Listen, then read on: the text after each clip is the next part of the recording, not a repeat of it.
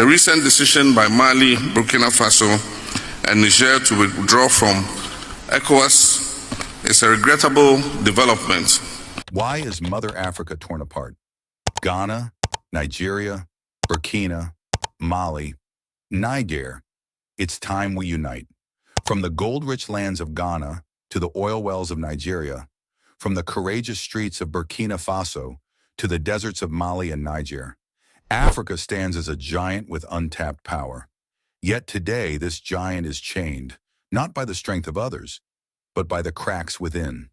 Borders divide us, politics split us, and foreign hands keep the fire of division alive. But what if we stood together? What if the sons and daughters of Africa rose as one voice, one force, one future? The question is, will we rise, or will we remain torn apart? This is not just history, this is our reality. But it doesn't have to be our future. The time for unity is now. Because united, Africa is unstoppable. Alliance or animosity? West Africa's battle for unity. Africa, often called Mother Africa, holds vast potential, rich resources, and diverse cultures, yet remains divided by conflicts, economic gaps, and political instability. In West Africa, nations like Ghana, Nigeria, Burkina Faso, Mali, and Niger face shared struggles, terrorism, poverty, and foreign influence. Colonial-era borders deepened divisions that persist today. In January 2025, Burkina Faso, Mali, and Niger withdrew from ECOWAS to form the Alliance of Sahel States, AES, highlighting regional fractures. Yet these challenges present a chance for renewed unity. Pan-Africanism, the driving force behind Africa's liberation movements, offers a hopeful path toward cooperation, self-reliance, and a stronger collective future. Let's explore why Africa is torn apart, focusing on these 5 nations, and argue that unity is not just desirable, but essential for prosperity and sovereignty. By uniting, these countries can harness their collective strength to overcome historical burdens and build a brighter future. The colonial legacy, roots of division. The division of Africa traces back to the late 19th century, when European powers carved up the continent like a pie at the Berlin Conference of 1884 to 1885.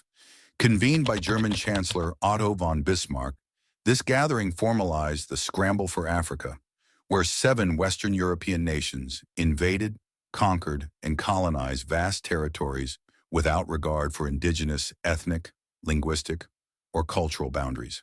The result? Artificial borders that lumped disparate groups together or split cohesive communities apart, setting the stage for enduring conflicts.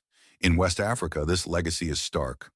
Ghana, formerly the Gold Coast under British rule, gained independence in 1957, inspiring others.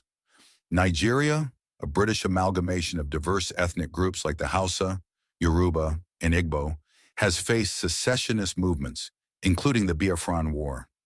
Burkina Faso, ex-Upper Volta, Mali, and Niger, French colonies, suffered exploitative policies that extracted resources while stifling local development. These borders ignored trans-Saharan trade routes and nomadic lifestyles, leading to resource disputes and ethnic tensions. The colonial economic model further entrenched division. Colonies were designed for extraction: gold from Ghana, oil from Nigeria, uranium from Niger, cotton from Mali, and peanuts from Burkina Faso. Infrastructure connected resources to European ports, not neighboring African states, fostering dependency rather than interdependence. Post-independence, weak institutions inherited from colonial rule perpetuated corruption and authoritarianism, as seen in the coups that have rocked Mali, Burkina Faso, and Niger in recent years. This historical fragmentation explains why Mother Africa feels torn. Her children are bound by invisible chains of the past. Current fractures in West Africa. Fast forward to 2025, and West Africa's divisions are exacerbated by political upheaval and security threats. Burkina Faso, Mali, and Niger have been hit by a wave of military coups since 2020, driven by dissatisfaction with governance, corruption, and ineffective counter-terrorism efforts against jihadist groups like those affiliated with Al-Qaeda and ISIS. In response to ECOWAS sanctions and threats of intervention, these nations withdrew from the bloc on January 29, 2025, forming the AES, a mutual defense pact aimed at reclaiming sovereignty. This split has profound implications. ECOWAS, founded in 1975 to promote economic integration, now faces an existential crisis. Burkina Faso's economy, reliant on agriculture and mining, grew at about 4% in 2025. But insecurity hampers progress. Mali, similarly at 4%, battles insurgencies, while Niger's projected 8% growth from oil and uranium is overshadowed by sanctions. Ghana and Nigeria, ECOWAS stalwarts, are more stable. Ghana's democracy holds firm despite economic woes, and Nigeria's oil-driven economy struggles with inflation and youth unemployment. The Sahel's violence spills over, with over 2 million displaced in Burkina Faso alone. The AES has launched a joint force to combat extremism, but experts doubt its efficacy without broader cooperation. External actors, France's withdrawal, Russia's Wagner Group involvement, further polarize the region. These fractures highlight how division weakens collective responses to shared threats like climate change, migration, and economic inequality. The promise of Pan-Africanism. Pan-Africanism, born in the early 20th century, envisions a united Africa free from colonialism and exploitation. Pioneers like Kwame Nkrumah of Ghana and Julius Nyerere advocated for solidarity, leading to the Organization of African Unity, OAU, in 1963, which evolved into the African Union, AU, in 2002. In West Africa, ECOWAS embodied this spirit, fostering trade and peacekeeping. The AU's Agenda 2063 promotes integration through initiatives like the African Continental Free Trade Area, AFCFTA, which could boost intra-African trade by 52% by 2045. Yet the AES formation signals a sub-regional Pan-Africanism, focusing on security and economic autonomy amid ECOWAS's perceived failures. For Ghana, Nigeria, Burkina Faso, Mali, and Niger, embracing Pan-Africanism means transcending national egos for continental harmony. Benefits of unity. Uniting these nations offers transformative benefits. Economically, a unified bloc could create a market of over 400 million people, rivaling the EU. Nigeria's manufacturing prowess, Ghana's tech hubs, and Niger's minerals could fuel shared growth. The AFCFTA exemplifies this. Removing tariffs could add $450 billion to Africa's GDP by 2035. Security-wise, joint forces like the AES's new military initiative could effectively combat jihadists, reducing spillover into Ghana and Nigeria. Unity would enhance bargaining power against external powers, securing better trade deals and reducing neo-colonial influences. Culturally and socially, unity fosters shared identity, promoting education exchanges and infrastructure like trans-West African highways. A common currency, as proposed for ECOWAS, could stabilize economies and curb inflation. For Mother Africa, unity means empowered children thriving together. Challenges ahead. However, unity faces hurdles. Political instability from coups undermines trust. Burkina Faso, Mali, and Niger's 5-year transitions risk prolonging authoritarianism.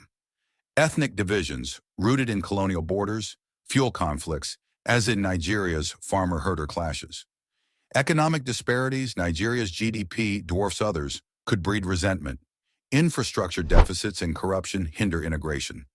Geopolitical rivalries, with Russia backing AES states and the West supporting ECOWAS, complicate reconciliation.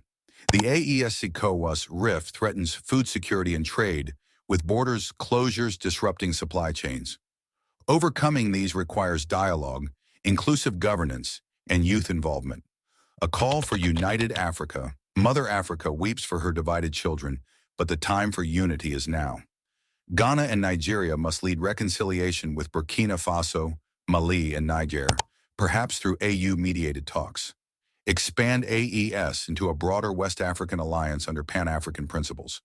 Invest in education to instill unity values and leverage AFCFTA for economic ties. Unity is not erasure of diversity, but celebration of it. As Nkrumah said, Africa must unite or perish.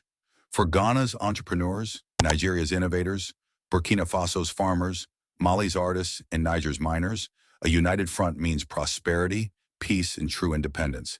Let us heal the tears and weave a tapestry of strength. The future of Mother Africa depends on it. Every border in Africa was drawn by a hand that never knew our heartbeat. Every conflict between us feeds the powers that want us weak.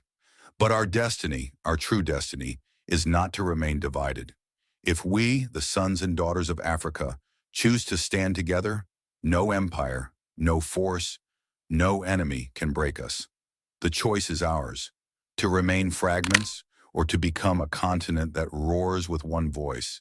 So I ask you, not just as a viewer, but as a child of this soil, share this message, spark the conversation, and be part of the movement. Because the day we unite, the world will never be the same again.